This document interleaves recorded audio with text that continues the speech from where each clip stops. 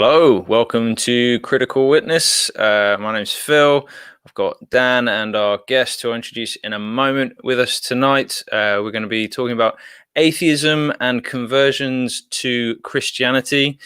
Feel free to share this around and like and subscribe to the channel. Let us know if you've got any questions for us or our guest tonight. And we'll be interacting with the comments and asking those questions. And let us know that you're watching.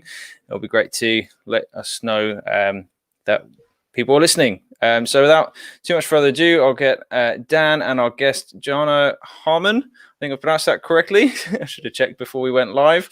Welcome to the show and thanks for coming on. Jana, I'll just hand over to you, really. Who are you? What do you do?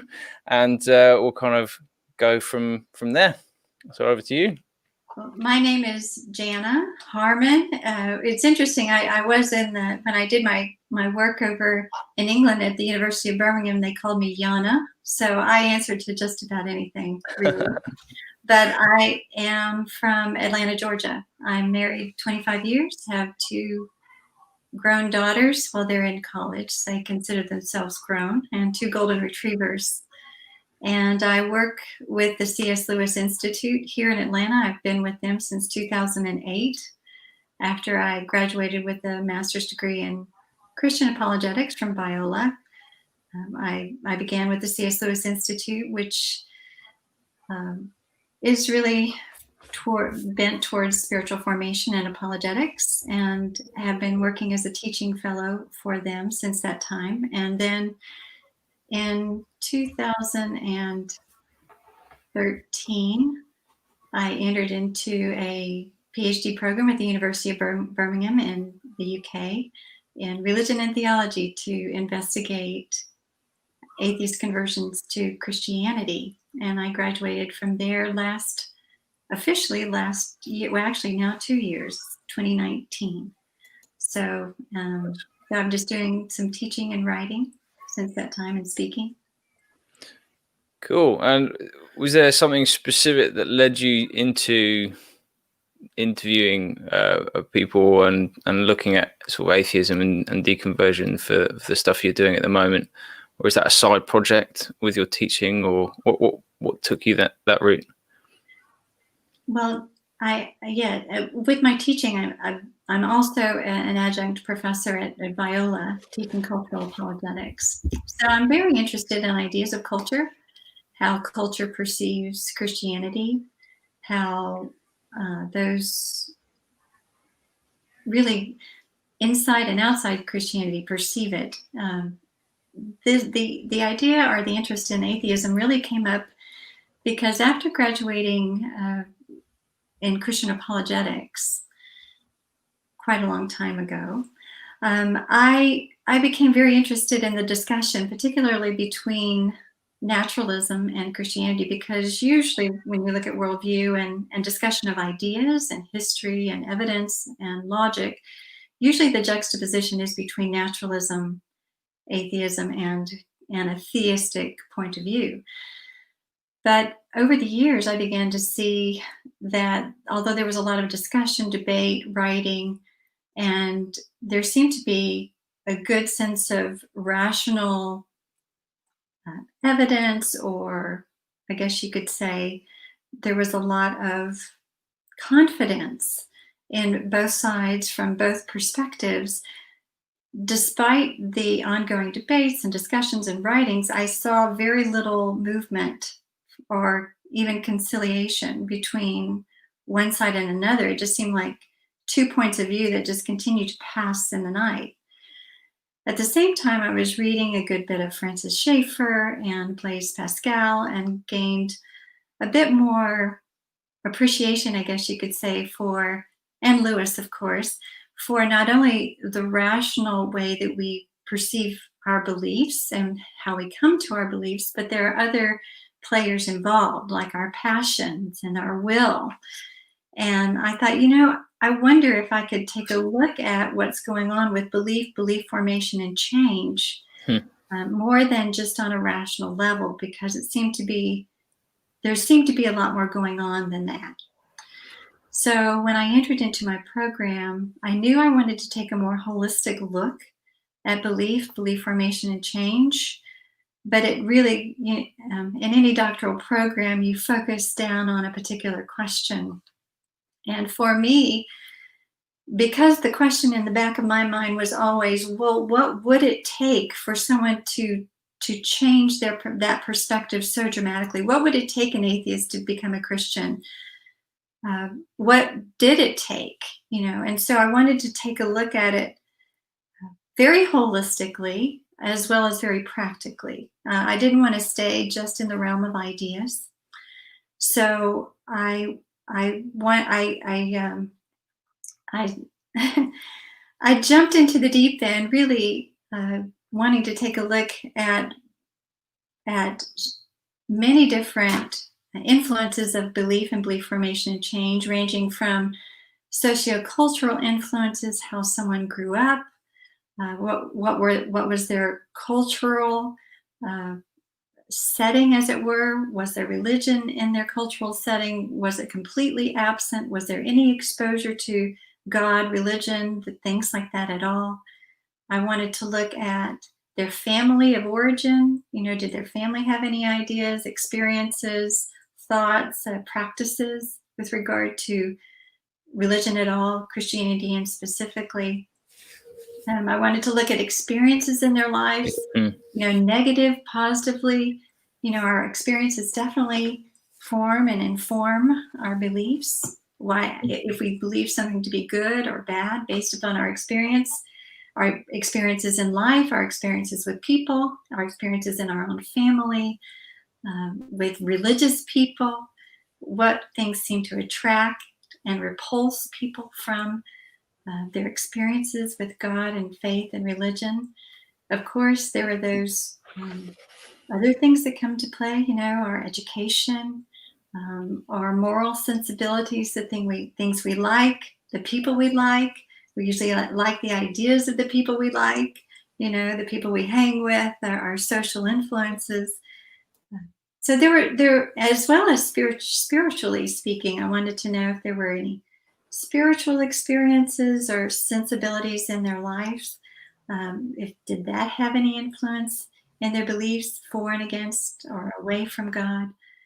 I really took a very holistic look. I really, to be honest, bit off Really more broad. than That's a really broad look, and yeah. I think a lot of I think we often forget how complex people are, and sort of expect this sort of jump ship. And I guess in many ways people would say, well, it's the Holy Spirit that converts people, but it's still a significant shift in thinking to try and shift from your belief system and your experiences, especially if there's negative stuff. So I'd be interested, before we kind of really dig in, and I'd like to mention before we start really dig in as well, just to emphasize the logo behind you there, the Side B podcast. Highly recommend it. Do those of you listening, do go and subscribe, have a listen. Dan's on there as well, or he will be at some point, or something happened with his audio, it leaked or something. You might be able to find it. So it is there. I highly recommend it. Before we go into sort of the depths of atheist conversion and all that, you said you were sort of digging into all the big names, Schaeffer and C.S. Lewis, and the sort of apologetics aspect of that. Was there, in your own sense, is that dealing with some of your own potential doubt? Was atheism ever a thing for you personally? Just interested, because it sounds like there's quite a lot of empathy coming into these interviews as well. I was just wondering, is that something that you've come from? Like, what's your background in relation to Christianity and atheism? Yeah, that's a good question. I was raised in a very conservative, evangelical, I guess you could say, but very legalistic understanding of God and faith and Christianity. So it was something that I embraced, but it was not easy. It was difficult. My understanding of God was very tainted, again, by legalism and by performance, and so it was not would say, something I really enjoyed. But I did due diligence to my faith, as it were. It wasn't until I was really in my 30s that I came to understand what we in Christianity call the gospel.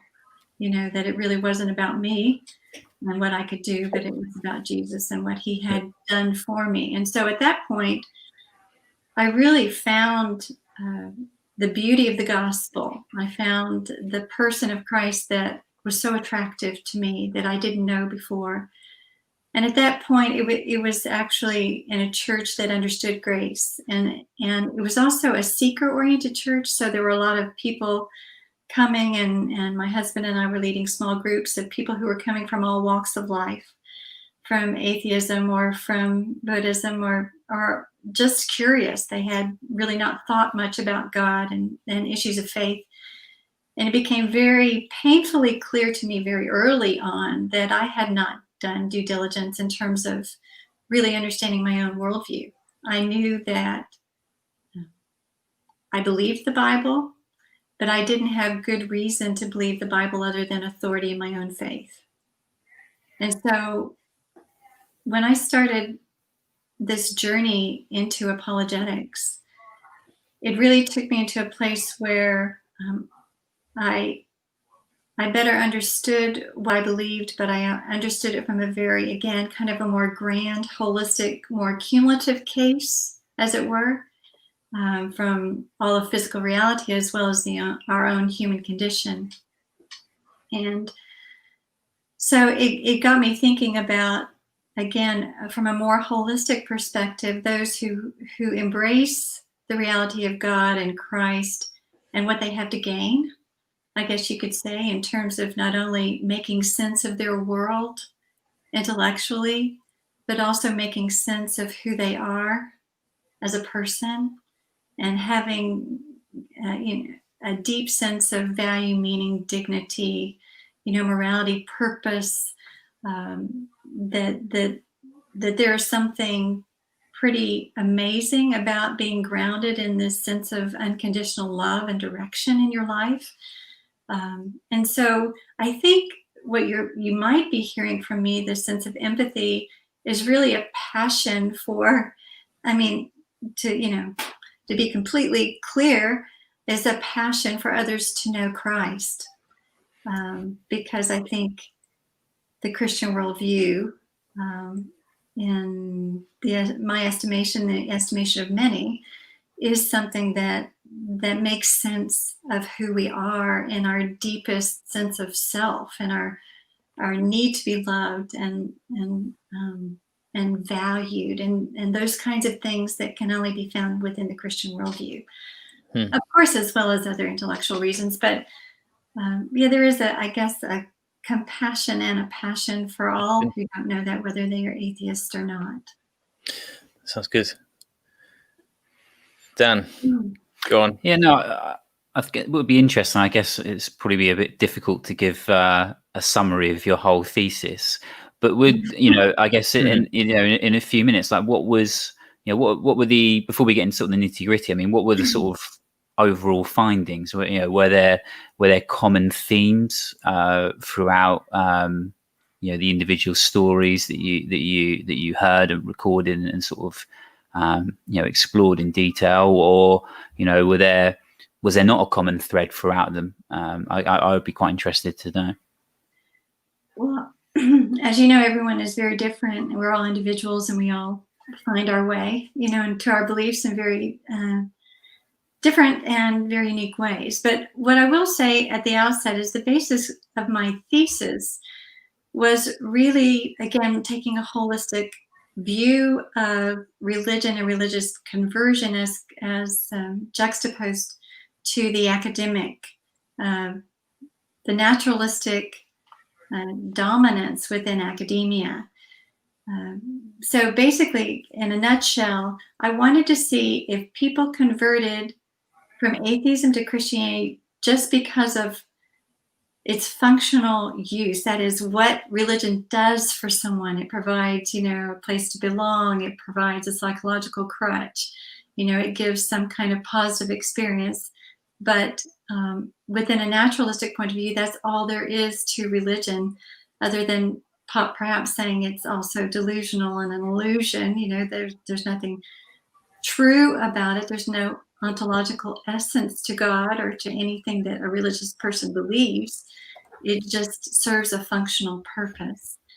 My thesis was looking at, because atheists believe in objective reality and that we could know it, and Christians assert the same kinds of things, that there is an ontological essence to the reality of God and we can know it, that I wanted to see if belief and beliefs, coming to know beliefs, and the intellectual, rational, and the spiritual realities had anything to do with conversion at all, or whether or not it was purely functional in nature, or whether it was a combination of both.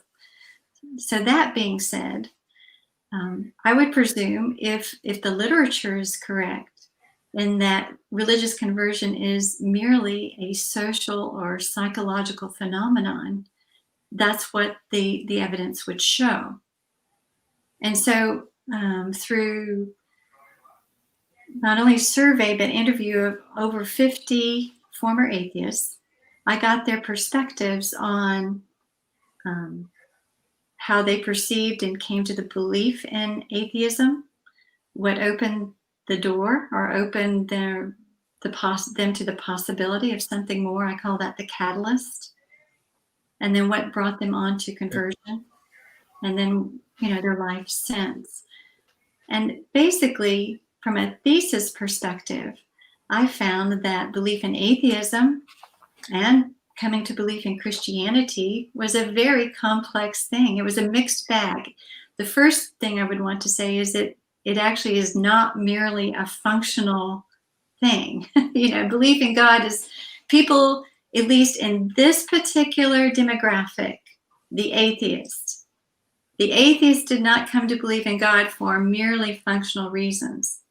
In fact, they pushed back hard against that, because rationality and belief and reasoned thought and evidence is very highly valued to the atheists, who among my demographic were highly educated, highly thoughtful, critical thinkers who would refuse to embrace anything that was judged to be superstitious or fantasy or illusion. They did not come to believe in God through merely functional pathways. What I will say, though, from a general perspective, is that atheists believe in atheism for both what I call substantive, that is intellectual, and functional reasons, experiential, cultural, social. They became open in a general way, this is a general statement, for more functional reasons. That is, something they thought was very off-putting, not plausible, and unattractive. Something breached that. Like Alan Noble would say, there was a disruptive witness of some sort. Perhaps there was an unusual event, an encounter. There was a crossing paths with something that broke a negative stereotype that they had about God or Christianity. It may have been a gradual sense of dissatisfaction in their life existentially that perhaps atheism didn't seem to satisfy in a way that it once did earlier in their lives. Like, for example, well, I can give you examples of all these things, but please do. But generally speaking, the functional reasons really were prominent, although there are those who were atheists who moved to Christianity who were very clearly and very dominantly pursuing either to disprove, they were in the substance, they were in the rational, they were in the intellectual, they were seeking to disprove Christianity, or they, for some reason, became open and actually started looking at the evidence, and they were motivated for more intellectual reasons. But at the end of the day, yeah, it was a combination of everything. And towards conversion, it really was, okay, this Christianity has become attractive in some way at some point. Now, is it true? And so then they would typically, if they hadn't gone through an intellectual path at the catalyst, starting their journey, they would at some point become very, very interested in the intellectual and rational, as well as spiritual issues with regarding faith and God and Christianity. Yeah, no, that's interesting. I mean, could you give you got any particular sort of examples of someone who you interviewed who went through that a kind of archetypal process that you've been describing? Yeah, of course. Now in terms of general patterns too, there are those who reject God or faith or Christianity for different reasons. And so there are certain patterns from those different types, if you will. Like there are those who had a tendency, to reject God for more emotional reasons, I guess. If, say, a traumatic event happened in their life and they couldn't understand where God was, or, why didn't he show up? There were those who rejected for more intellectual reasons. I believe in science. There's no way I can believe in God. I'm too rational of a person for that. There are those who predominantly push back because they really didn't. I mean, it just wasn't in their world. It wasn't culturally relevant.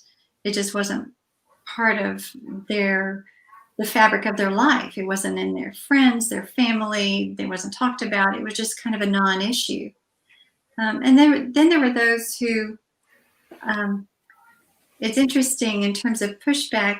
Well, on survey, I asked, what was the prominent reason why you didn't believe in God? And although the rational was fairly prominent in terms of, no scientific, philosophical, historical evidence for God, the most prominent answer was surprising to me. It was, there is no subjective evidence for God. That is, they either didn't see God in their world, it just wasn't part of their world from a culturally relevant perspective, or they didn't see or sense God from a more emotional perspective. He didn't show up, there was an unanswered prayer, that kind of thing. And then I could probably give you examples from all of those things in terms of, because, say, for example, the emotional, the first person I interviewed was a guy who's actually the first guy on a story on my podcast. My podcast is really,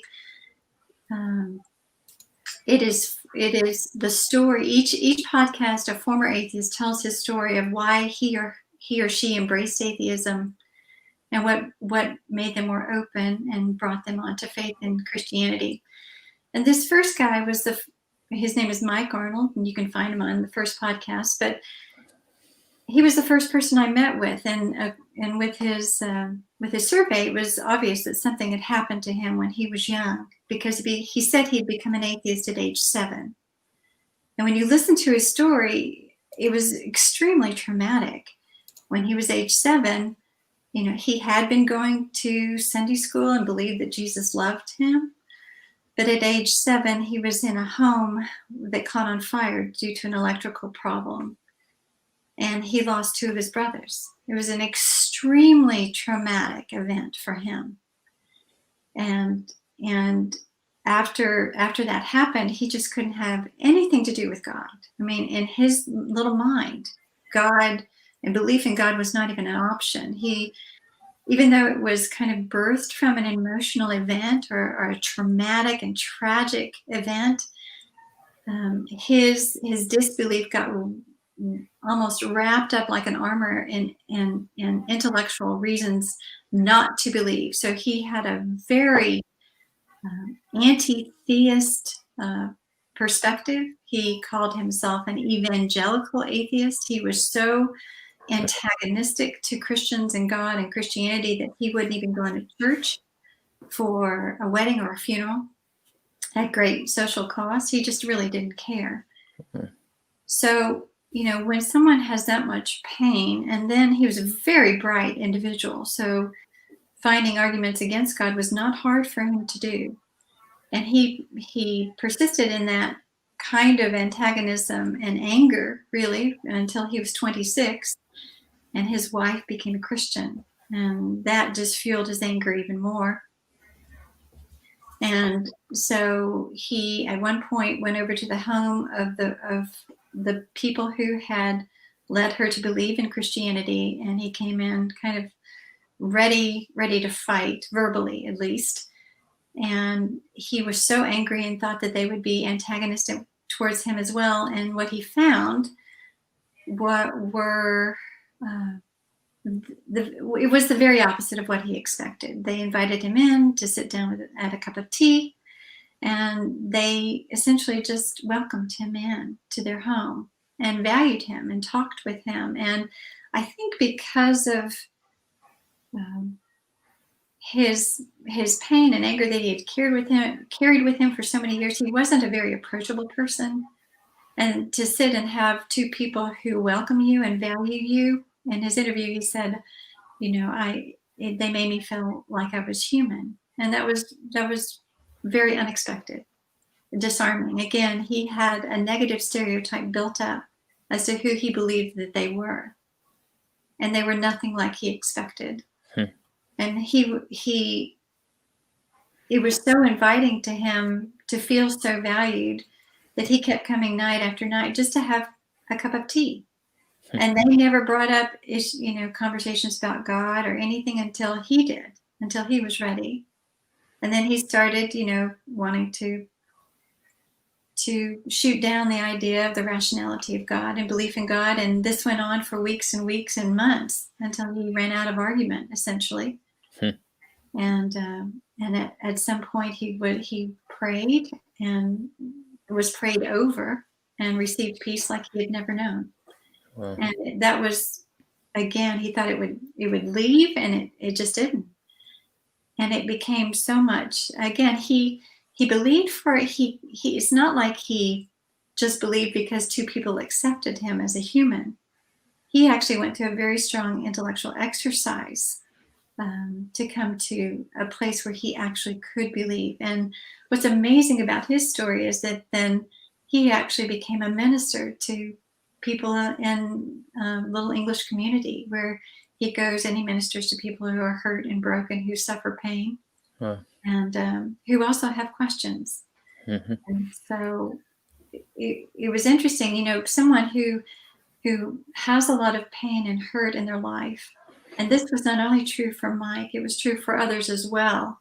I could give you stories of people who had alcoholic parents, who had absent or abusive parents, who had a very negative view of God because of their negative view of their own home experience or their own earthly father. How could they trust a heavenly father? There was such a breach of trust that it's hard to trust in, especially, some God you can't even see, who's supposed to be good.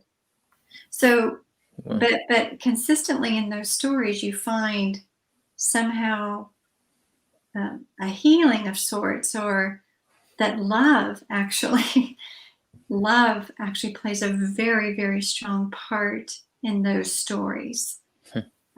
So that's one example of one kind of atheism. Go on, Phil. Yeah, no, it's just sort of to build on that really with it. I mean, it's quite biblical that they'll know us by our love, but it's amazing how many will testify that they've been hurt by the church, and I'd be interested in how many of those that do leave the church are generally because they felt the opposite of that. They've come to know that the church should be loved, but they feel everything but.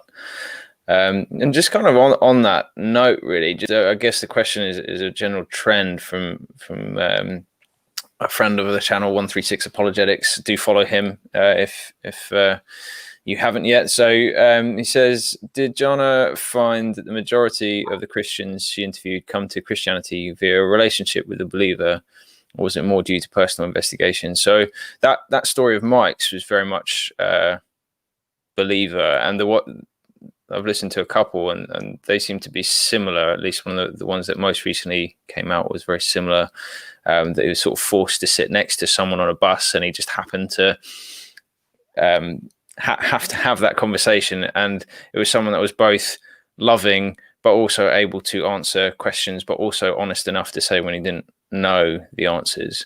So just, is that a general trend that the personal investigation includes a believer, or is it, were there many that was literally they just looked at the evidence and came to believe? That is a fantastic question. And I love the story that you brought up, Phil, about Frank Federico. That's right. Yeah, that's right. Yeah.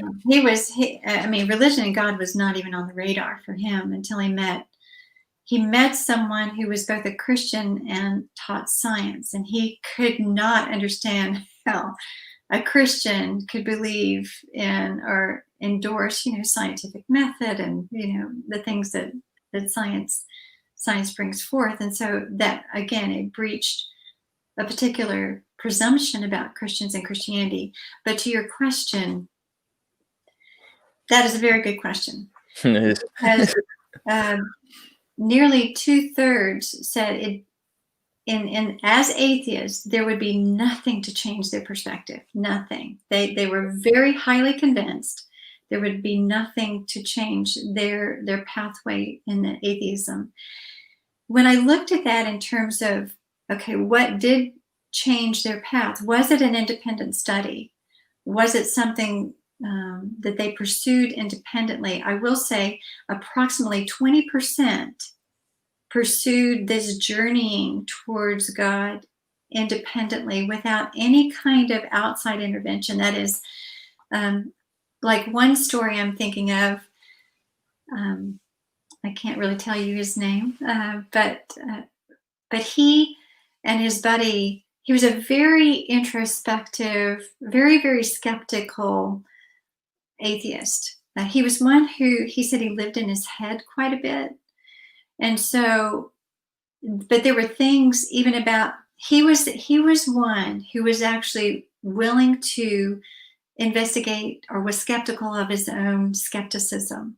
He was able to and willing to look at his own atheism and see the implications of it, see whether or not atheism grounded, for example, objective morality. That was a concern for him. He had issues with, he said at one point he was investigating or thinking about origins of life, and he came across the fact that Francis Crick, even though, he had a lot to do with the genome and DNA, was willing to say that we don't have the capacity in our natural world to have, to account for the origin of life, that he was willing to embrace the idea that aliens might have, planted the first life on Earth. And that really caused disconcertion. So he and his roommate actually began looking more closely at these ideas and was recommended to look at, there used to be an old show hosted by Lee Strobel called Faith Under Fire, where they would bring on worldviews that were juxtaposed. And so for him, that took him to other resources and looking at, the depth of Christian writing and watching William Lane Craig debates and different things like that. And so he actually came to a decision on his own. And that happened more than once with other people who just got curious and started listening to debates. I mean, technology is incredible, but there has to be a sense of willingness, as it were, intellectual curiosity, skepticism of their own skepticism, perhaps even to disprove Christianity on their own. They move through these intellectual movements and most, by themselves sometimes, but that is the minority. What I found, and I addressed it and asked it on more than one occasion, whether I looked at it through their interviews or I asked it on survey, did a believer or did someone interrupt your life in some way to cause a change of direction or perspective? And around 80, 82, 89%, it was the dominant thing that someone encountered the unexpected and embodied authentic, perhaps intelligent Christian that they had not thought was possible. So yes, I would say that because there is this us-them mentality between non-believers, particularly atheists and religious believers. There's a study that was done in 2014 of where agnostics and atheists keep a social distance from different people in society. And it showed that agnostic atheists socially distance the most from religiously devout or quote unquote threatening people. And so you think about that, if there's very little encountering, then there's oftentimes an us-them mentality develop. And so negative caricatures are going to develop. You're going to have a lot of presumptions about the other, whether it's Christians towards atheists or the non-believer towards Christians or evangelicals, that you think that, again, in my study, I asked what everyone in the study as atheists thought about Christians and God and Christianity. And it was extremely painted with a very negative hue, that Christians were uneducated, intolerant, all of these things that hate-filled, bigoted. If there was a negative adjective, it was probably that box was ticked. And then when you meet someone that counters those things, like when Frank met his friend on the bus, David, that he countered those presumptions. And so then it causes, he said that first conversation on the bus with him, with this nice, cordial, intelligent Christian that he didn't think possible, he said it didn't really change his perspective. What it did was, he said it was the door opener, or it was the moment at which he became curious or open towards perhaps seeing that there was something more or different. That's really interesting. I liked, it was interesting you talking about how atheists, certain groups are more likely to distance themselves from religious believers. It almost takes it's almost like, it made me thought of like kind of, maybe it's my own sort of experience, but like almost viewing religious people as a kind of pathogen that's to be avoided. Because when you, and it kind of makes sense if you, through the framework of someone like Richard Dawkins, who refer the God delusion, that framing religious belief as a pathogen, that's something that you want to avoid. And so I guess if you do accept that framework, even tacitly, you wouldn't necessarily, maybe you might not explicitly think, you might not explicitly think of a religion as a pathogen, but you can see how it's kind of, if you've accepted that framework, that you can live it out in that way. So it's quite interesting to see that view sort of merge and result in social change in social behavior. Yeah, again, I have a keen interest in culture, and it unfortunately, there's a very acute marginalization of Christianity and culture as, like you say, something bad. It's not just coming from Richard Dawkins. It's coming from television and social media, and it's coming from the arts and film. It's coming from education. It's coming from a lot of different sources. So the Christian is really, unless someone in my study said, unless you actually encounter or cross paths with a Christian, what kind of messaging is there? It's very, very negative. There, and I had mentioned this on Unbelievable. There was a guy in my study.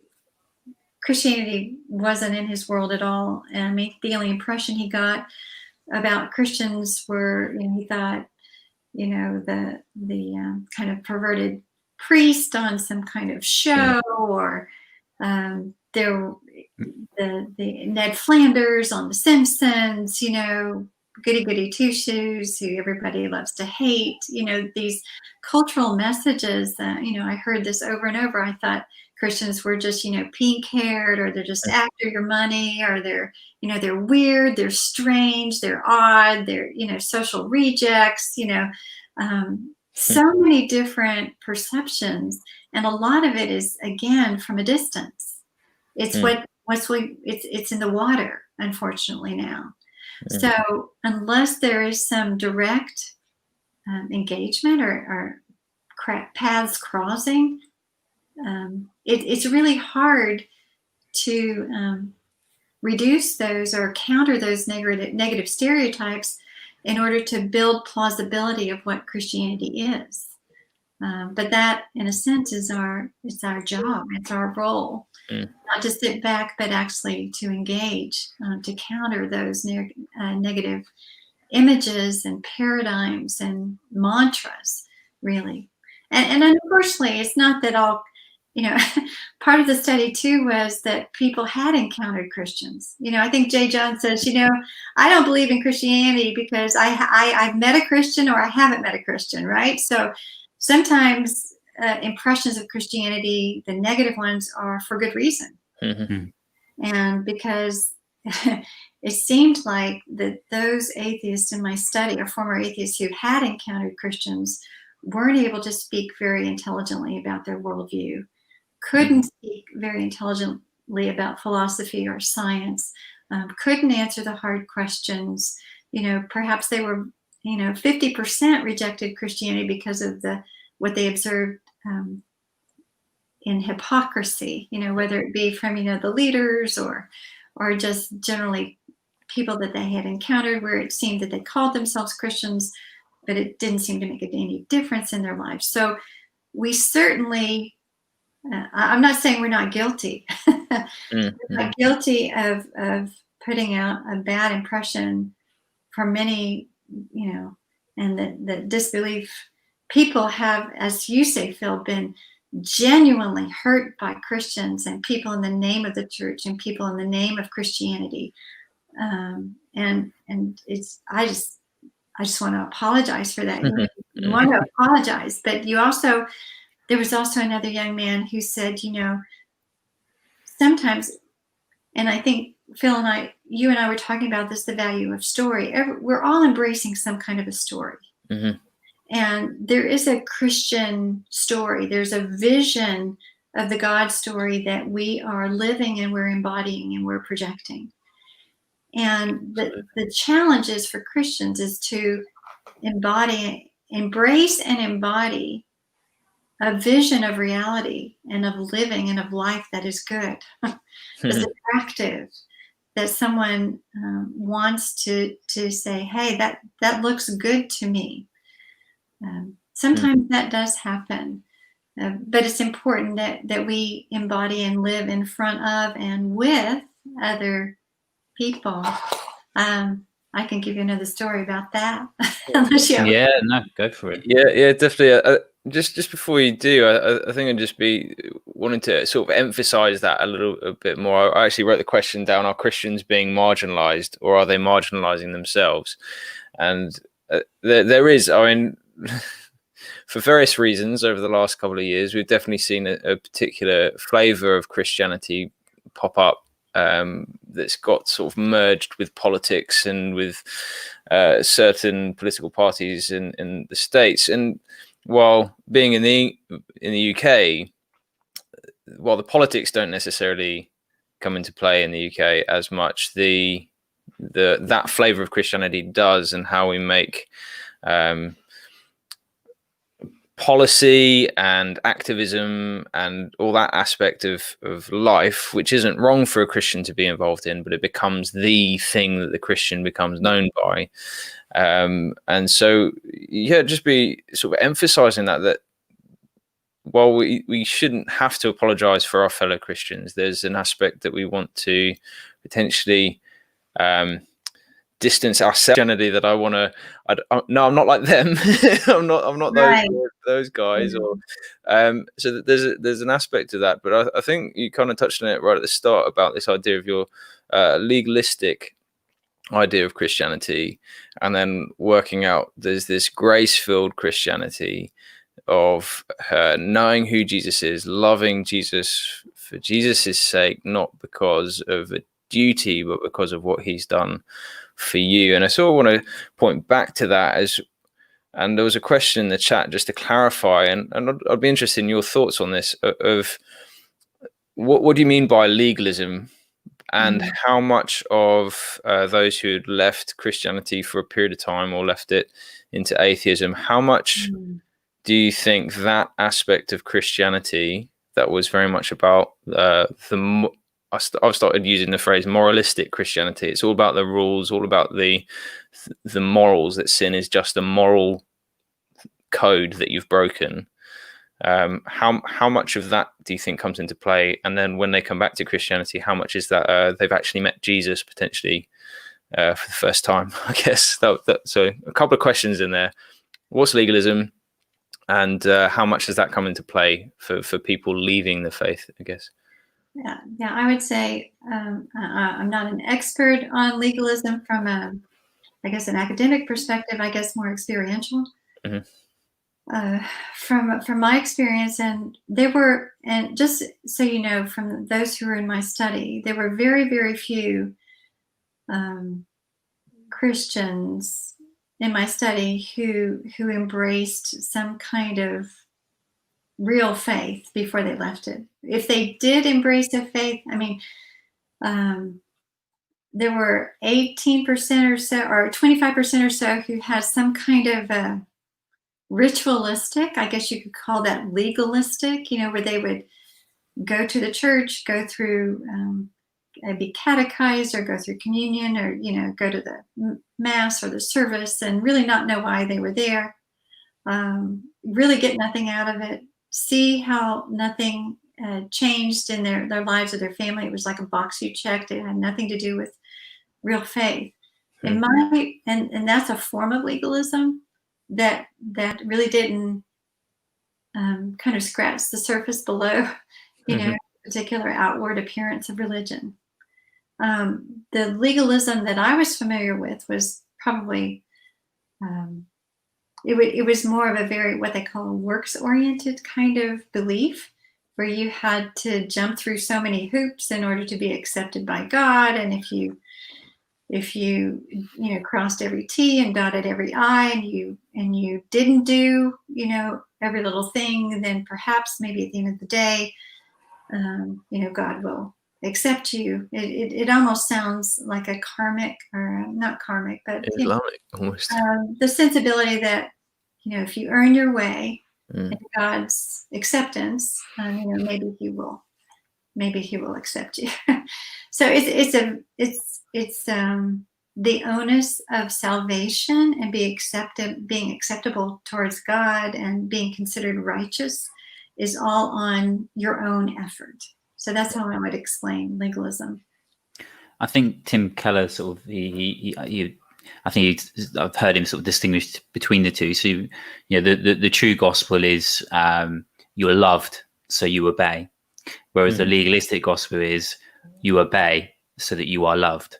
I think and it flips it on its head. So I think that's how I always sort of understand.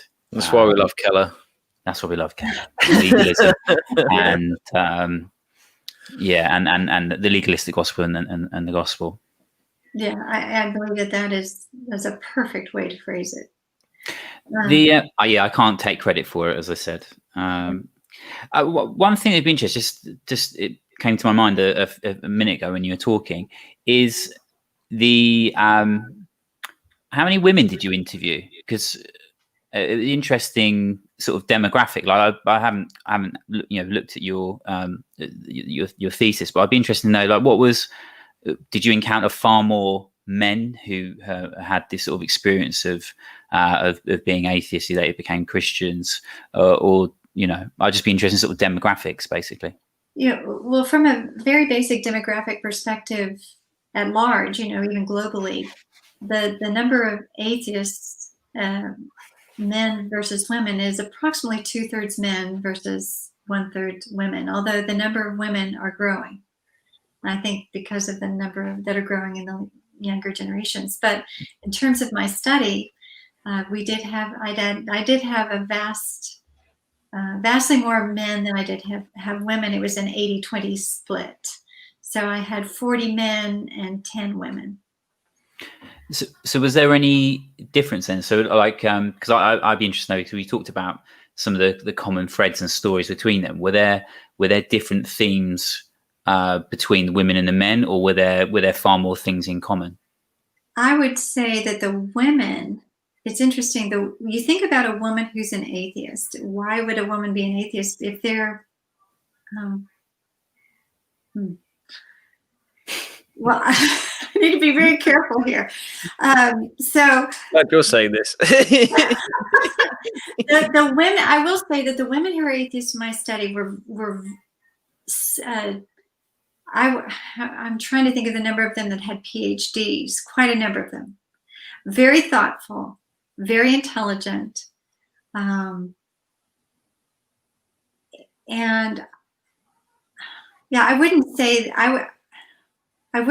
that they were driven towards atheism for emotional reasons, although like Carolyn Weber, whose podcast has been on, she spoke of her father being absent in her life, and that she couldn't trust a heavenly father. But she was also, she's an Oxford woman. she's a PhD, and she's very astute and intellectual. So even though that was a part of her story, she thought about things. She was a critical thinker. She was a contemplative. So the women in my study really embraced the intellectual part of themselves, I would say, for the most part. Although there were a couple, actually the most, I guess I can be kind, the least intellectual person in my study was a female, I would say. That, and according to why she embraced atheism and why she embraced faith, was a very community culturally driven belief. She was kind of moved along the flow of wherever she was and the people she was with. But for the most part,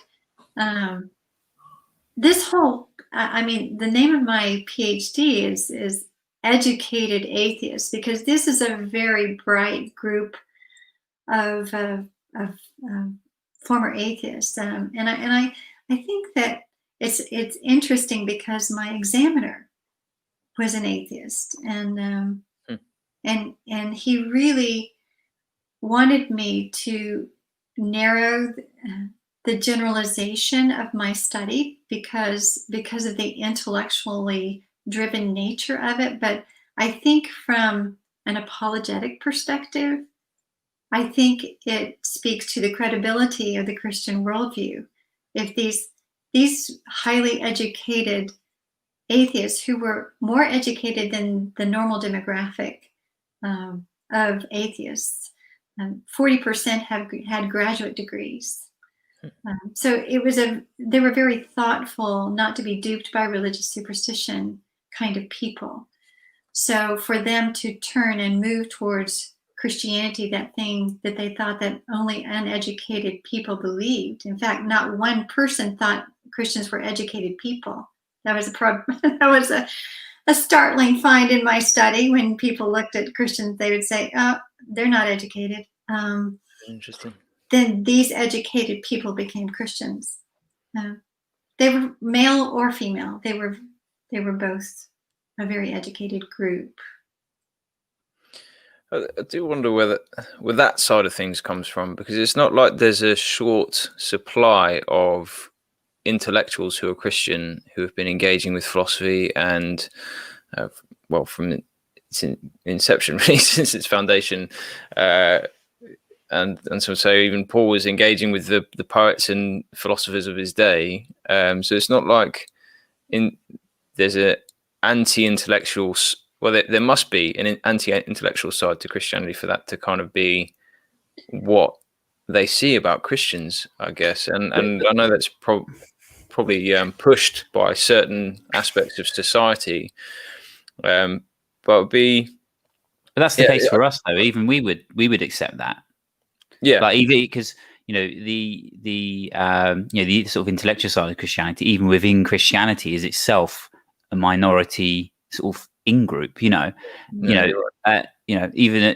most people who have an interest in sort of apologetics and philosophy struggle. Myself struggle to find people maybe at your local level who have any sort of interest or ascribe any sort of value to those kinds of things. So it's no wonder that people outside of the church think that's the case, when even when you're in it, it's very difficult, unless how many Christians, if you could name your top 10 other than probably C.S. Lewis, I reckon, the percentage of people that have heard of Francis Schaeffer, people heard of William Lane Craig, maybe it depends, it depends if you include someone like N.T. Wright, probably you get a few more people then, but, Alvin Plantinga, I reckon less than 1% of Christians, less probably 0.5% of Christians have ever heard of a lot of those people. And so I think unless someone wants to offer pushback from that, it's no wonder that that's the case for for people outside the church. You have to work very hard. I always use the example of a Christian bookshop. That is a sort of microcosm of the Christian world. And if you go into a Christian bookshop, 95% of it is nonsense. Oh, at least the stuff that's on the often on the front, the stuff and so that's what people see. The chances of you, a non-Christian, going to a Christian bookshop and find something stimulating or interesting, unless that they go to the actual Bible section, is often quite low, I would say. Even the Bibles, though, you have to some of the appeal to different audiences with the. And I've seen some of the stuff in even apologetics Bibles and things like that can be quite fluffy. Can be, here's an answer, almost as an answer as a tick box exercise in itself. Don't wrestle with scriptures. Have an answer for everything, and so I think that is a criticism that can be leveled at apologetics in some circles, is this idea of not wanting to wrestle with things, not wanting to not have the answer. I have to win the argument, win the debate. And even when we started this channel, most of the people we interviewed were men. So it's quite interesting that that's kind of how you found your interviews, and where women come into the conversation and how that works out is quite interesting. I just kind of thinking about what you're saying here. Unfortunately, I think it's often the case, whether atheist or Christian or whomever, that many people, I would venture to say most, aren't terribly thoughtful about the grounding of their own worldview and thinking. Yeah. So I think it's not just Christians, or it's actually, there were several atheists in my study, or former atheists, who said, I thought that I had actually looked or thought about my own worldview as an atheist, but in hindsight, I really hadn't given it a lot of thought. One of the questions that I asked in my study, because, when you understand philosophy and the grounding of worldview, and where worldview, ideas have consequences, and what are the implications of those, ideas, there were some who had actually considered the implications of their own atheism, but many hadn't really considered them very deeply. It was just kind of part of the package, and they hadn't really thought about, except for like the young man that I mentioned earlier, that he was disturbed by the fact that he couldn't, moral relativism was unpalatable to him. It was unlivable. He couldn't solve that, so, but he understood what it was because he was willing to look there. But there were, again, it's kind of across the board of humanity, again, in culture, we're so distracted, and we're so, we're so on to something else. We're not really sitting back until maybe some big event or some disruptive witness or something comes into our lives where we go, whoa, what is going on here? Like, for example, there's one of the most compelling stories, I think, in my work was a young man who went to college and found I think, it was when the internet was getting going, and he found, oh goodness, I'm blanked now, Freedom From Foundation, Dan Barker. Oh yeah. And he found a home, he found his home. And so then he embraced, everything antagonistic to faith. He found his atheism. He had a very strong sense of intellectual superiority with it. He loved the moral freedom that brought. He said, I could write a moral blank check, so to speak. I could live however I wanted. I mean, he really understood what atheism was, and he understood what atheism allowed.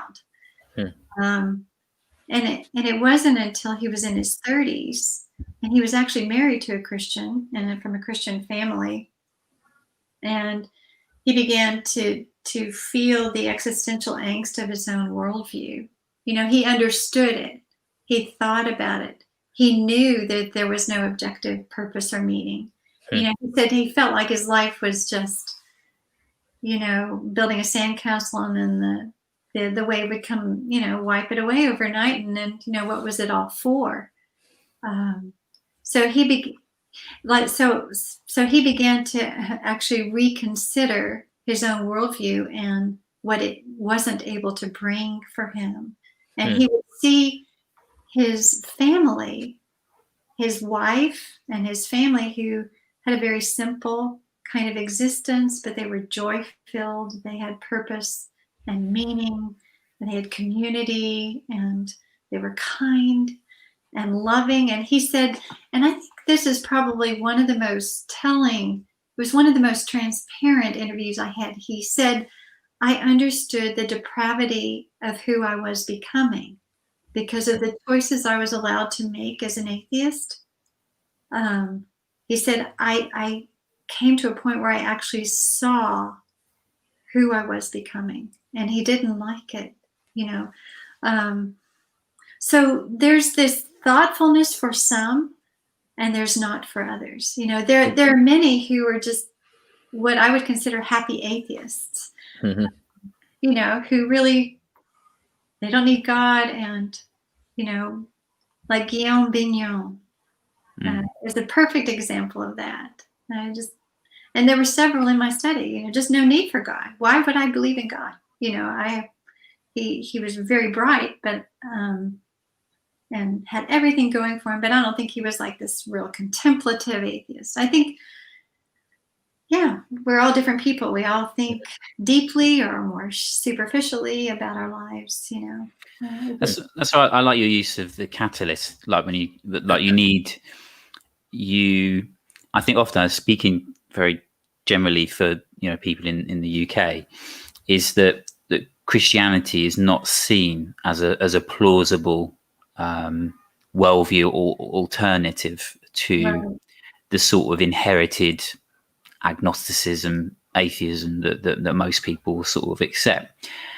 And because it's very rarely challenged, so you end up with quite unrefined beliefs. And I think that I had, like, you carry these assumptions about things you've been not necessarily taught. You've absorbed these beliefs that that God likely doesn't exist. It's unnecessary. There are, what about all this suffering and evil? Surely, God can't exist. Where is he? So we wouldn't call it divine hiddenness, but we would couch it in those sorts of terms. Where is God? And you need, and the thing is, you end up with beliefs that actually, if you challenge them or push back, there's very little depth to those beliefs, because they're not informed beliefs, they're kind of informed assumptions. And so once you have, I listening to what you're saying, I think what happens, I think a lot of Christians are afraid to do evangelism because they think what it requires them to do is have all the answers to all the questions. And I think apologetics can come across in a way that Christians that kind of appreciate the mind and being informed in the kind of intellectual depth of Christianity. I don't think they do it intentionally, but you kind of think to do evangelism, you have to have all the answers. Whereas actually to be an effective catalyst, you don't actually need to have all the answers. You just need to not be, really just quite low bar. Don't be a hypocrite. Obviously, don't be horrible, and don't be a weirdo. In a way, and that's the thing. And I mean weirdo in the most negative sense. I don't mean, or at least accept your weirdness. Yeah. Like I'm a bit eccentric, but not. And that's quite a low bar. Like if someone just knows you're a Christian, like because that's odd. Especially in the UK. Obviously, not so much in the US. I'm sure there are certain parts of the US where that would be odd. Yeah. But just someone knowing you're a Christian, like it can like you've said from your stories and my own as well, is being a catalyst. Don't have to have all the answers. And I think actually there's something quite comforting about that for Christians. And I think that the nature of us Christians who appreciate apologetics have to be very careful about. We can often discourage people from doing evangelism. So, if you just read Reasonable Faith and you do that, then you'll be ready and equipped to go and share the gospel. You don't. No. The gospel is very simple. Jesus doesn't require you to be a philosopher, and I think we just have to be very careful. I think apologetics is sometimes guilty of framing evangelism in a way that actually often puts people off and discourages them from being themselves in a way. There you go. Craig agrees. Embrace your weirdness. I think that's so true. I think there's so much in what you were saying with needing a catalyst even for Christians, though, to need a catalyst to re-examine their faith. And I've seen that in a few friends. When life gets messy, it shakes their faith to the extent they either leave it or they recognize that actually Jesus wasn't their center. He wasn't the one that they're pointing their life around, and recognizing that they love Jesus for who, as we've already said, the sort of legalism and the duty and the community aspects are often quite a comfort, but that's not the whole story of the gospel. And it needs a catalyst to shake those things that we find comfortable, to recognize that, okay, is Jesus really what I've built my life on? And is he worth building my life on is the question that any Christian needs to ask.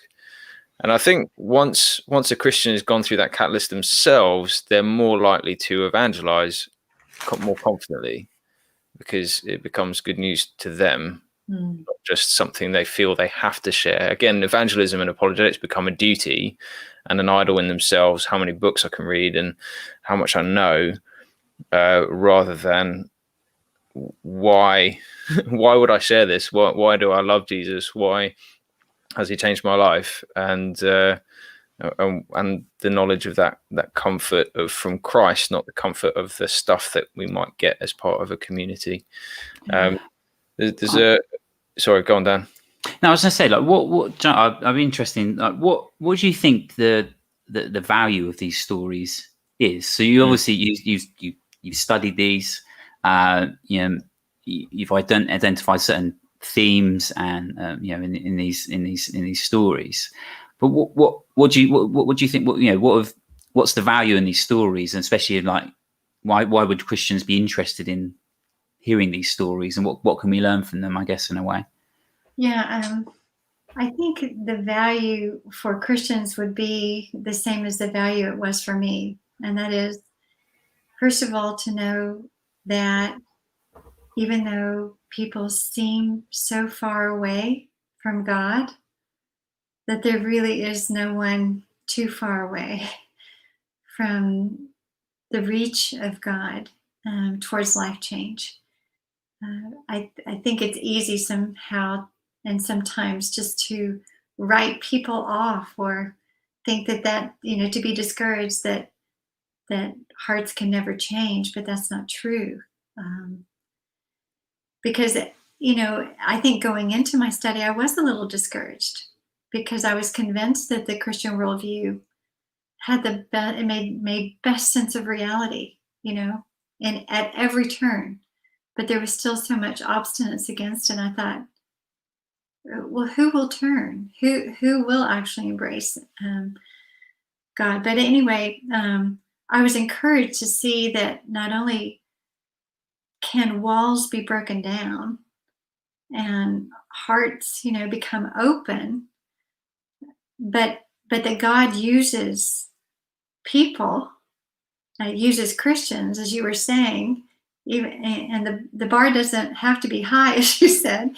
It's just God uses people, Christians, to engage with, to interact with, to show something different, to lead people to Christ, to what's true and what's real and what's good and beautiful. And I think, so it's encouraging from that perspective to know that we actually can play a part, that hearts can be changed.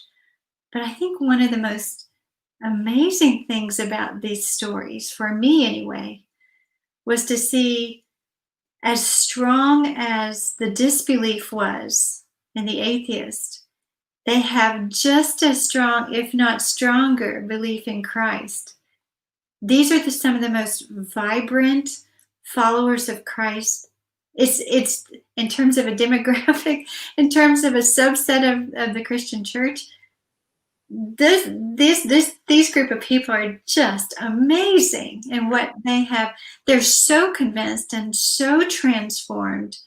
And like you say, they are very evangelistic. They're highly, again, intelligent and philosophical and moving and shaking in different worlds, whether it be the academy, whether it be, at the university, whether it be in ministry, whether it be in their own lives. The move from what they would consider darkness to light is just almost infectious, and it's inspiring for Christians. I think sometimes as Christians, especially if you've been born into it and it's part of your narrative, it's the story you've known, there's nothing special about it to you. Well, it's incredibly special for someone who actually finds it and has found life that is truly life in Christ. So it's extraordinary. I think also, if I could say one more thing for the Christian, if you listen to these stories, if you're wondering what will help turn, like someone who has been emotionally rejected, or someone who has suffered or someone who's very intellectual and really is looking how to, understand different things in life. All of these different stories have different emphases, but you can see how, if you watch their journeys and you look for the catalyst, you can be informed and you can see how lives were turned in a direction towards God, and how it was turned, what God used, who God used, how he did it. Because at the end of the day, apologetics, yes, is about knowledge and all of that, but it really, at the end of the day, is about bringing lives to Christ. And so this is again, it's not what did it take, what argument would it take, or what evidence, but what did it take? Was it love? Was it an embodied witness? Was it leading someone to some authoritative and intelligent Christian authors and writers? Was it, helping to answer their questions? Was it showing them how it fills the life, full of meaning and purpose? There's just different things. So my hope is that people will listen to these stories, that atheists will listen to these stories and see how very thoughtful and intelligent people actually came to believe in faith. And I hope Christians will listen to these stories so they will understand not only who someone who rejects God is and why they might reject him, but why they may also be influenced to turn and perhaps reconsider God. What has some of the feedback been from non-Christians? What have they made of the stories that you've kind of revealed? I really haven't gotten very much feedback from non-Christians. Well, that'd be a good one. I would welcome it, though. I would totally welcome that. That'd be good. We'll keep pushing your podcast on our different feeds where we can. and try and get some feedback for you. And Justin Briley, you've been on the Unbelievable show, so I'm sure he gets quite a lot of atheists. So maybe they'll check out your podcast after seeing your interview with him. I was just saying, there's a few questions from another friend of the channel. The programmer's got a few questions for us, and they might kind of be a bit of a mix here that they might go beyond your purview, but feel free to tell us. So there's this one. So just from your experience, then you've shared a few of them, a few reasons for leaving Christianity, but were there any ones that really stood out to you as something that we can sort of learn from? Yeah, I think when I think about those who left Christianity, and one is that I mentioned before, that it just seemed like it was it was a waste of time. There was nothing there for them that they could see. It was just going through the motions. It was just a ritual and an obligation and nothing more. So the way that was presented there, as one person said, it's not like I really left it because I never really embraced it to begin with. I just kind of went through the motions. For another person, it was the ugliness of legalism. Yeah. One young lady, her parents became Christians when she was a teenager, and they really, even goodness, it's hard. They used the Bible to punish her.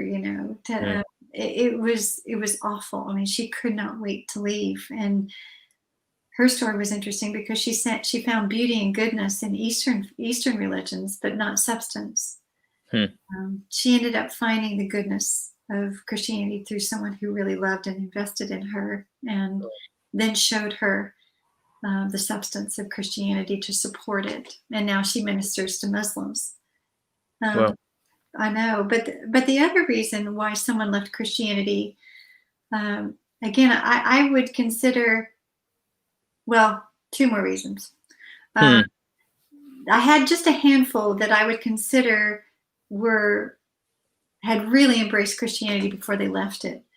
One, she was raised Catholic, loved Jesus, all of that, but she came to a place where she could not reconcile science and religion, and she wanted to be a physician, and she was convinced that evolution was true, and she could not reconcile that with her faith, and so she left.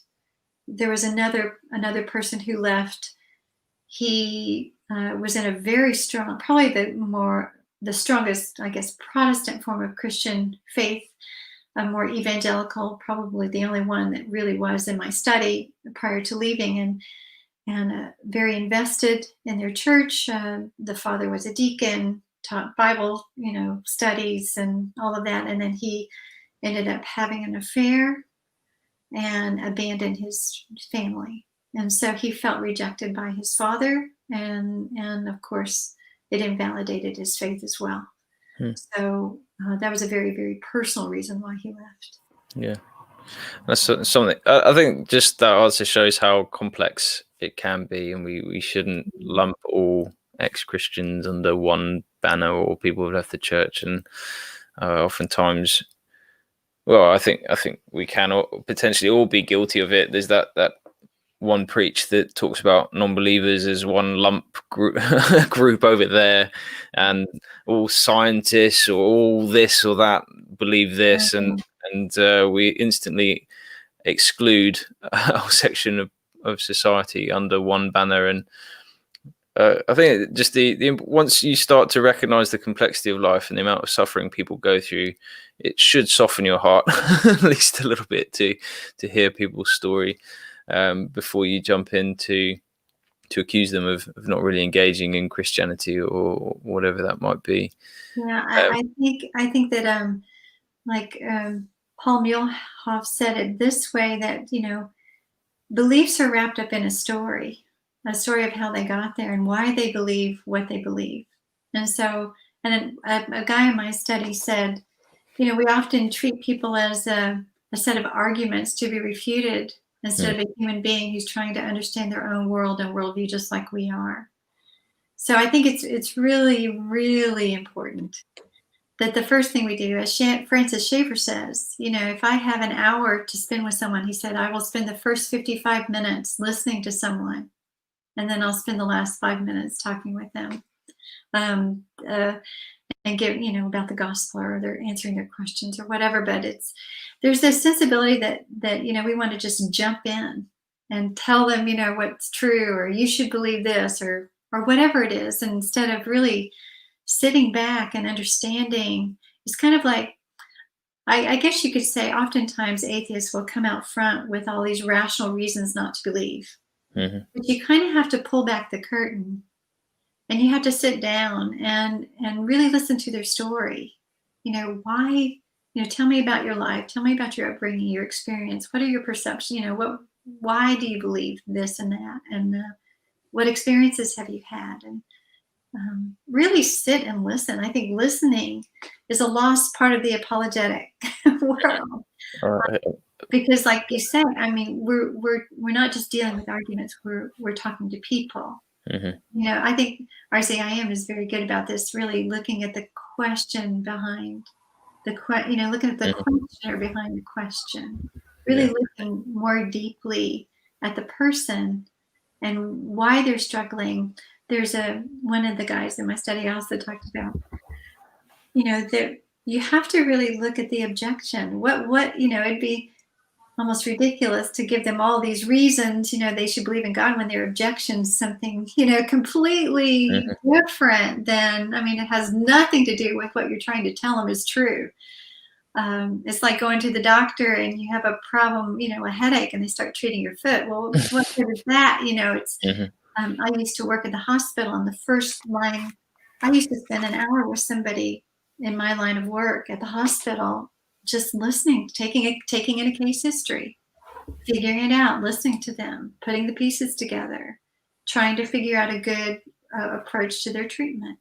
And again, we need to step back and really embrace that part of our apologetics enterprise. Really, listening is the first thing, because listening is also loving. It's also valuing. It's also as Mike said, the first guy I interviewed, they gave me the respect that I want, and valued me. So I'm willing to value them and listen to them. So it's a very, very, very basic thing that's oftentimes overlooked. Wasn't it? Was it Randy Newman who wrote the book? Was it Questioning Evangelism? Yes. I've always thought I should write a very short book called Listening Evangelism. It's interesting you say that. Our last interviewee, Rebecca Davis, has actually part of her book is Listening Evangelism, and it's very much a key part of not jumping the gun to answer questions that have been asked, and not overloading people with information they don't actually need. Yes. Sort of talking about the relational aspect of evangelism. There's kind of a segue. It's kind of linked, I guess. I don't know. I'm trying to work out. Maybe it's just a brand new question. As many of the interviews in the study seem to have been strongly atheistic, did a lot of them report losing a lot of friends, relationships after converting? And I don't know if Craig meant this, but either direction would be interesting. Was there any sort of reports of, as people became Christians, did they lose friends? And then maybe the other way, if they went into atheism, did they lose connection with Christians as well? I think the last part first, in terms of moving into atheism, the average age of declared atheism or identification as an atheist was 15. And I think it was, I don't recall a lot of alienation, that was going on in terms of, it seemed like they just embraced it. A lot of them were in a culture that, it just was. It didn't seem that people lost many friends moving into atheism, but I will say the opposite was true.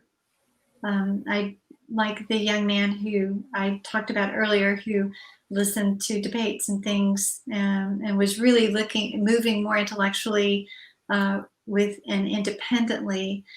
He would say, even if he watched a debate, that he would be ostracized and ridiculed, much less become a Christian. So he knew it was really hard for him, because that was his world. It was his social group. It was his place of belonging. And it's extremely difficult. Some had more gradual, leaving of atheism. Some were more embedded in, a sociocultural community of atheists, and some were just more independent, and kind of went about their world and had their own private beliefs. So it wasn't as if they were, but at the end of the day, yeah, for some it was. For some it was not a problem. Again, we're all different. So there's just a follow up on him, just to clear up the question. When he became a Christian, a lot of disconnect with friends. Yeah, I mean, I guess naturally, if your socio-cultural group are atheists and you reject that on some level, yeah, that's really difficult, and I'm sure that it happens a lot. It certainly did happen with some in my study. If your friends tend to be grouped around common interests, so if you're an atheist, there's atheists and there's atheists. There's just people who nominally don't believe in God with no, as I said, a sort of inherited belief. Whereas you've got capital A atheists who, are part of online communities and maybe go to talks and things like that. And I guess if your if your friendship group is more orientated towards that, you're much more likely to become disconnected with them once you no longer have that shared interest in atheism. And even my own, I think this, even from my own sort of experience, even if like your friends are atheists, it's the fact once you become a Christian, you have, a lot of the things that you shared, that you did together, you're uncomfortable with doing as a Christian. So if you were like taking drugs or going out drinking all the time and clubs, and you don't want to do that anymore, well, that thing that you had a shared interest in, you no longer engage with it. It's not like because you because you're a Christian that they don't want to. Well, some people might not necessarily hang around, but it's just that shared interest gets that the thing that was connecting you is broken, and so you just you drift apart. I think in many cases, but also some people just because of prejudice don't want to be friends with you if you become a Christian. Especially when you first become a Christian, you tend to be quite outspoken, and it's the point when you're most uninformed as well. At least you're like, in a way, you're informed about certain things, but like I'd never read I didn't know that much about the Bible. I can't, and so people don't want to be around that energy. A lot of your friends got a lot of love. They don't want to be around that love and energy. So that often has the effect of people don't answer their phone anymore or return your messages. So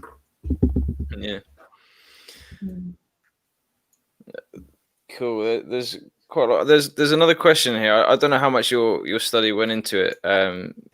But there's a question just in terms of rates. Did you look into the rates of conversion from atheism to Christianity at all in preparation of the study, or Christianity to atheism, or the numbers, the statistical numbers of conversions? One of the reasons why I investigated atheist conversion is because there's extremely little in the literature about it. There had been, as far as I could see, there were some studies done in the East, in China, of atheists moving into Christianity. Of course, that's a very, very different place than in the West. And there had actually been no study that I have seen, and there was a study that was done while I was conducting my research and writing my dissertation that looked at thematically kind of similarly to me, looking at narratives online to see what the particular motives for movement from one to the other were. But no, there's no statistical data on that. That would be a good study, whoever's asking the question. Yeah. Because it feels like a minority, but I can tell you that I've been amazed at the number of former atheists that are out there that have converted to Christianity. And if anybody wants to come on my podcast and tell their story, I just tagged a friend. They're more than welcome to do that, but I don't have hard numbers. Even, of course, with my study, it's just a sample. So it's a little bit hard to find, but maybe someone will look. Yeah, definitely. Well, we've got Craig, 136 Apologetics, and I also tagged someone else I know has come to Christianity. He was one of those who investigated and spent loads of time online trying to disprove it, and I'll tag him on Twitter, so you should be able to see. His name's Chris, and I've just noticed that we're at the hour and a half mark, which we said we're sort of aiming towards. Dan, do you have any sort of final questions before we go to our last question that we usually ask our guests, which is top books or podcasts or people we should be listening to? While you're thinking of that, Dan, is there anything else that you wanted to? You're on mute, by the way. Hold on. There you go. Oh, I can't unmute you for some reason. There we go. Sorry about that. I'm just looking forward to reading your thesis. Actually, I think it'll be. I tracked it down earlier, and so it was very long. I saw it was over 500 pages. Wow.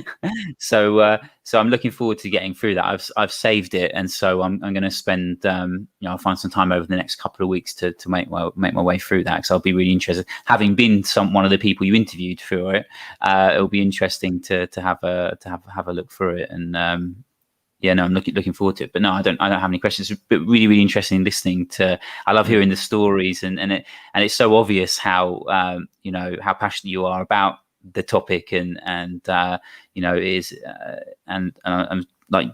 you said, of how encouraging it is to read those accounts. And like you said, I'm sure we've spoken previously about you potentially turning this into a book, or is this something that you're? Yes, it's actually, I've completed the manuscript for the academic version of this book. Right. Publishing process, I'm learning. It takes quite a long time.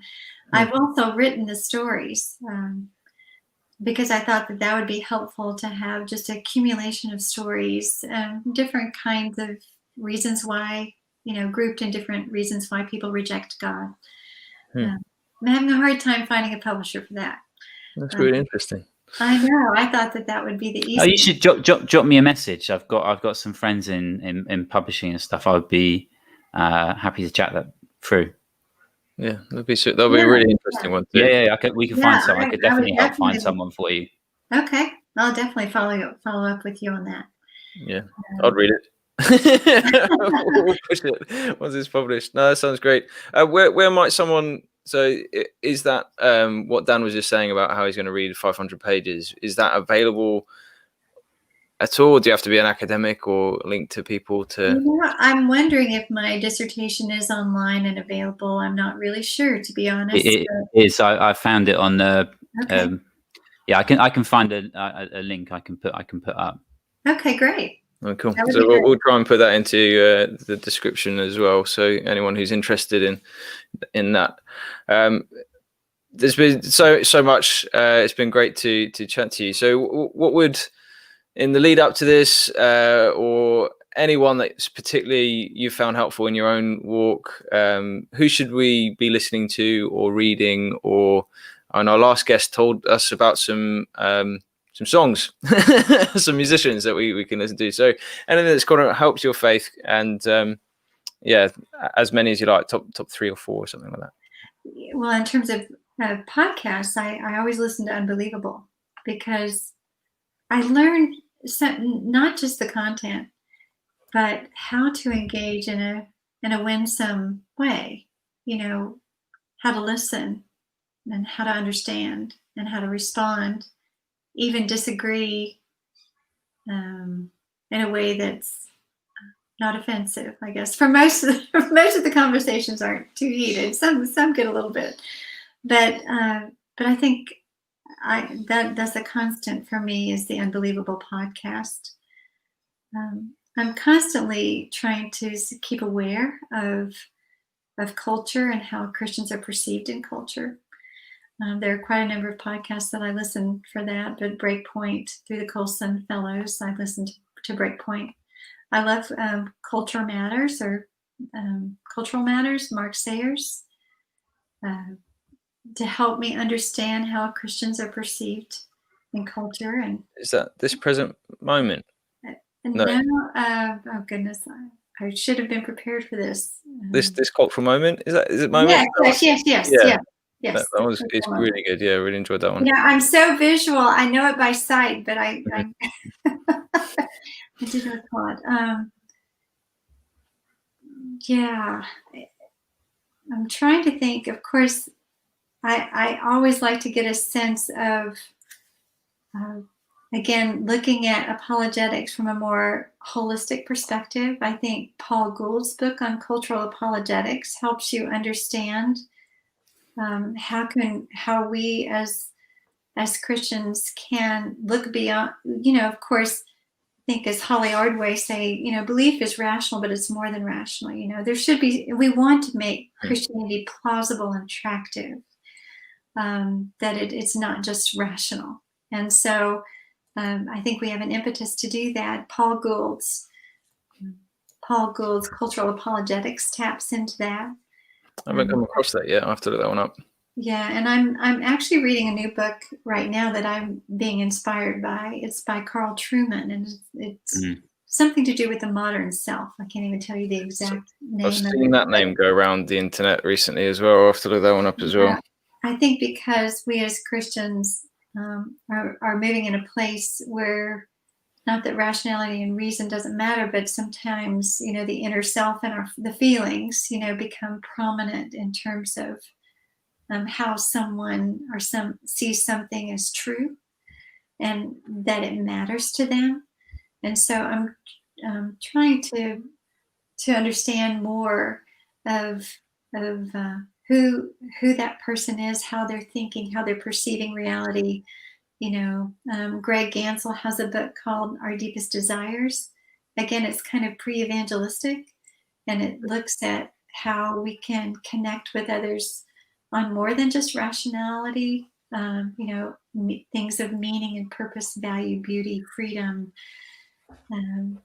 things that again make Christianity attractive and more than just at the level of the mind, but also at the level of our human experience. So that's kind of where I am now. Sounds good. Sounds like a lot of stuff that we've been discussing on our channel, and probably hits the mark for some of the stuff that I'm doing. That last one sounded a bit like Sam Chan's Evangelism in a Skeptical World. Yeah, that's also good. I should have recommended that. That's all right. Big fans of that one. I have to we have to get you back on another time, because there's so much more to explore in this. Because it just made me think about you ever read the psychologist Paul Witz's book, The Faith of the Fatherless. Yes, it'd be interesting to talk about that and your own sort of stories. Yes, and there's actually a young man who's doing some research on that right now, who's contacting me and is about to give me some results of some of the research he's done based on Witz's theory. Oh wow, yeah, because there's that would be really interesting, because obviously a lot of the examples he's used are quite dated, and whether that's still true in the contemporary world would be really interesting. Yeah, I will just, since you brought it up, I will say that those who part of the survey was did you move towards atheism or away from Christianity because of a troubled relationship with your father and or your mother? And 28% of those in my study, which nearly 1/3 or a quarter, I guess, expressed that they moved towards atheism because of a troubled relationship with their father. Oh. So I think, those theories are good. I think we as Christians have a tendency to say, oh, okay, everybody who's an atheist, they had a bad relationship with their dad. It's easy to broad brush and generalize when we cannot do that. It's true for some, but not for all. Just like the whole, who is it, James Spiegel, who wrote a book, The Making of an Atheist, and it had everything to do with, moral autonomy and all of that. Well, that's true for some. I think in my study, it showed 46%, 48%, 42%. I asked things in different ways. But, less than half, that was true for them, that they were looking for some kind of moral freedom, but certainly not for all. We have to be very careful about these theories and how we apply them to everyone. And just, we wouldn't want that done to us. No. And we can't do that to other people either. So. We're far too complex, and as someone like yourself knows, you have to consider other variables, and I think as human beings, we always want simplistic answers to complex questions, and I think ascribing atheism, is to a bad relationship with your father, kind of accounting for everything, is one of those temptations to explain things away, in a simplistic way, rather than considering all the other, confounding factors and things like that. Yeah. But no, it's been a real treat listening to you, and we're I'm sure a lot of people will really enjoy reading your accounts and the books when they finally come out, especially the more popular one. I think will be I can imagine that being a really interesting and popular book. So yes, me too. I can't understand why the publishers don't. Don't worry, we're going to fix this. We're going to okay. Don't you worry. That would be great, Dan. That would be fantastic. So awesome. Well, thanks, Jana, for joining us. I'll close off the stream, but any final things that you would like to say? No, just thank you so much for giving me this opportunity to come and talk about my research. It's great to be with people who actually are curious and have questions about it. Just kind of like what you're saying, Dan.